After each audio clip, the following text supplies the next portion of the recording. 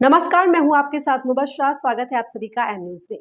अमरोहा के नगर पालिका धनोरा में इस बार संघर्ष के साथ बसपा ने बाजी मारी है। बसपा प्रत्याशी प्रवीण कुमार अग्रवाल ने धनोरा में जीत हासिल कर इतिहास रच दिया, पर यह जीत उनके लिए आसान नहीं थी। विरोधियों द्वारा षड्यंत्र रचे गए, लड़ाई झगड़े तक की नौबत आई, पर इन सबका सामना प्रवीण ने डट के किया। उनका कहना है जनता उनसे मोह रखती है क्योंकि उन्होंने हमेशा से सेवा को ज्यादा महत्व दिया है और बिना किसी लालच के उन्होंने लोगों की हमेशा मदद भी की है। प्रवीण एक सामाजिक एवं व्यवहारिक व्यक्तित्व के व्यक्ति हैं। धनोरा के विकास को लेकर उन्होंने कई विशेष मुद्दों पर चर्चा की। तो आइए देखते हैं उनसे खास बातचीत के प्रमुख अंश।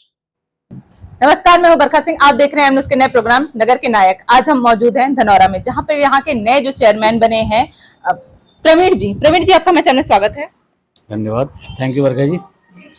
प्रवीण जी बताइए कि आपने जो जीत हासिल की है इसके पीछे मतलब जनता को जो इतना सपोर्ट रहा है, ये क्यों रहा है इतना? जनता का सपोर्ट इसलिए है कि जो पिछले चेयरमैन थे, एक तो वो लगातार 10 साल से थे, 5-5 साल दोनों बार वो चेयरमैन बने जी। और जनता धनौरे में बदलाव भी चाहती थी जी। तो बदलाव के रूप में उन्होंने मुझे चुना, तो यही कारण रहा जनता ने मुझे चुना। मतलब जो बदलाव है, जैसे कैसा बदलाव चाह रही है जनता?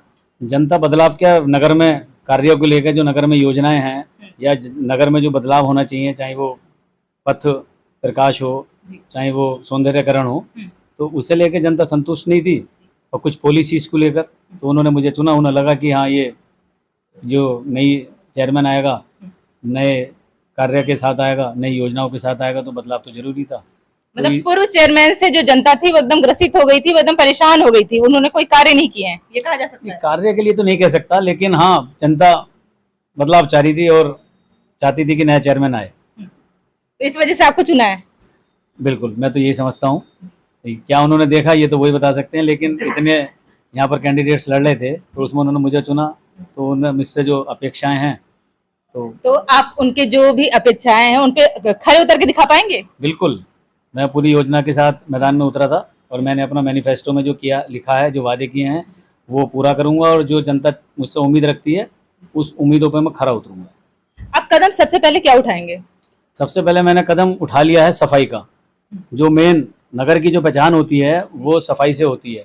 अगर कोई व्यक्ति बाहर का आता है तो अगर उसे सफाई लगती है तो लगता है कि हाँ, नगर ठीक है। तो इसलिए मेरा पहला कदम सफाई है और स्वच्छ भारत अभियान के तहत ये कार्य चलाया भी जा रहा है। उसके तहत आपने कुछ कार्य सोच के रखे हैं कि स्वच्छता के लिए आप क्या कार्य करेंगे? बिल्कुल, स्वच्छ भारत अभियान के तहत मैंने प्लानिंग की हुई है अपने यहाँ नगर के लिए कि मैं प्रत्येक घर में एक तो डस्टबिन बंटवाने का मेरा प्रोग्राम है, जिनके 2 कलर होते हैं, हरा और ब्लू, हरा और नीला।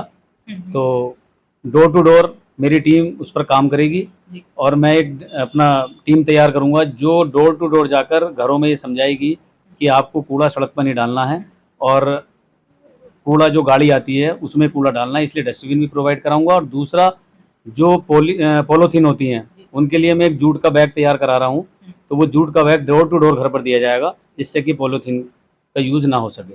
मतलब आप प्लास्टिक की रोकथाम के लिए ये भी कदम उठाएंगे? बिल्कुल बिल्कुल, क्योंकि स्वच्छ भारत अभियान के तहत ये सब कार्य हैं, इन्हें मैं फॉलो करूंगा और अपनी जनता से भी आपके माध्यम से अभी भी अपील कर रहा हूं कि इसमें मेरा सहयोग करें और स्वच्छ भारत अभियान जो सरकार द्वारा चलाया जा रहा है इसे कामयाब करें।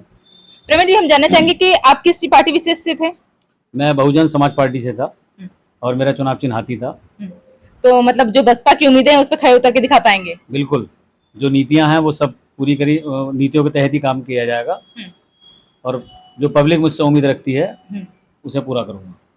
जैसे और भी यहाँ पर बेरोजगारी की बहुत समस्या है और महिलाओं के लिए कुछ ऐसा रोजगार हो जिससे गृहिणियां जो हैं वो अपना जो घर है, गृहस्थी है, उसे अच्छे से संभाल पाएं, तो इसके लिए भी आपने कुछ सोचा है? जो नगर पालिका में अगर वैकेंसी निकलती हैं महिलाओं के लिए तो उससे पहले महिलाओं को प्रमोट किया जाएगा। बाकी नगर पालिका का विस्तार करने की प्लानिंग है। अगर नगर पालिका का सरकार विस्तार करती है तो निश्चित रूप से मैं सीमा विस्तार के लिए निश्चित रूप से जो है मैं उसमें महिलाओं को प्रोत्साहन दूंगा। और भी जैसे यहाँ पे शिक्षा के लिए क्या है कि कोई अच्छे डिग्री कॉलेज हैं जिसमें जैसे जो सरकारी हो, जिसमें फीस कम लगता हो, ऐसा कोई है कॉलेज? हाँ, डिग्री कॉलेज है यहाँ पर, तो उसमें जो गवर्नमेंट की योजना है उनका विद्यार्थियों को लाभ मिलता है कॉलेजेस यहाँ पर। और कुछ भी जैसे यहाँ पर आवास की जो होता है आज का बहुत धांधली हो रही है, तो इस पे भी आपने कुछ सोच के रखा है कोई रोकथाम के लिए? नहीं, धांधली मेरे टाइम में कोई नहीं होगी। कुछ धांधलियाँ चल रही थी वो मैंने बंद कर दी हैं, क्योंकि वो बातें खुले मन से नहीं की जा सकती। और दूसरा यह है कि जो सरकार की आवासीय योजना जिसमें 2.5 लाख रुपए आ रहा है, उस पर बारीकी से जो पात्र हैं उन्हें ही अलाउड किया जाएगा। वो अपात्र को कोई कॉलोनी नहीं दी जाएगी।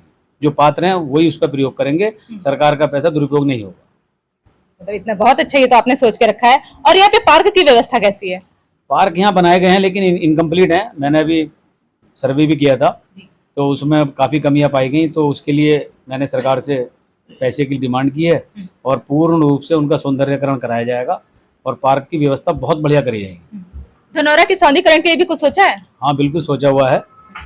उसके लिए फाइल तैयार की जा रही है सौंदर्यीकरण के लिए। यहाँ पर रामलीला ग्राउंड है और उसके पीछे तालाब है जहाँ पर काफ़ी बढ़िया सौंदर्यीकरण किया जा सकता है। ओपन जिम बनाए जा सकते हैं, बैठने की, घूमने के लिए, वृद्धों के लिए काफ़ी व्यवस्था की जा सकती है। और धनौरा का एक सबसे मुख्य जगह है रामलीला ग्राउंड, तो उस पर कार्य किया जा सकता है। मतलब उसके सौंदर्यीकरण के लिए आपने सोच रखा है ताकि धनौरा का जो है नाम बहुत दूर तक जाए।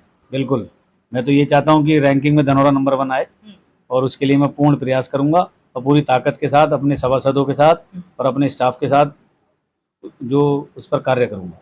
और धनौरा की जनता से कुछ कहना चाहते हैं मैं चैनल के माध्यम से? तो धनौरा की जनता से ये कहना चाहता हूँ कि मेरा सहयोग करें। धनौरा को स्वच्छ भारत अभियान के तहत साफ रखें और कूड़ा नालियों में न डालें, कूड़ा सड़कों में न डालें। जब कूड़ा गाड़ी आती है कूड़ा उसी गाड़ी में डालें।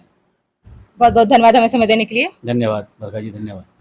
ये थे प्रवीण जी जो कि नए चेयरमैन बने हैं। उन्होंने नए चेयरमैन होने के साथ साथ नए विचार और नए धारणा भी लेकर आए हैं। उन्होंने प्लास्टिक पे जो रोकथाम है उसके लगाने के लिए एकदम सोच रखा है और पूरा डट गए हैं कि लोगों के अंदर इतना प्रचार प्रसार करूंगा ताकि लोग जो है कूड़ा वो एकदम कूड़ेदान में ही डालें और इधर उधर ना फेंके, वो स्वच्छता पे विशेष ध्यान देंगे। ये तो उन्होंने सोच लिया है और सौंदर्यीकरण के लिए भी सोच लिया है। पर देखना तो ये है कि 5 साल में धनौरा की जनता उनसे संतुष्ट हो पाती है या नहीं, ये तो देखने ही वाली बात होगी। तब तक के लिए बने रहिए एम न्यूज के साथ। मैं बरखा सिंह।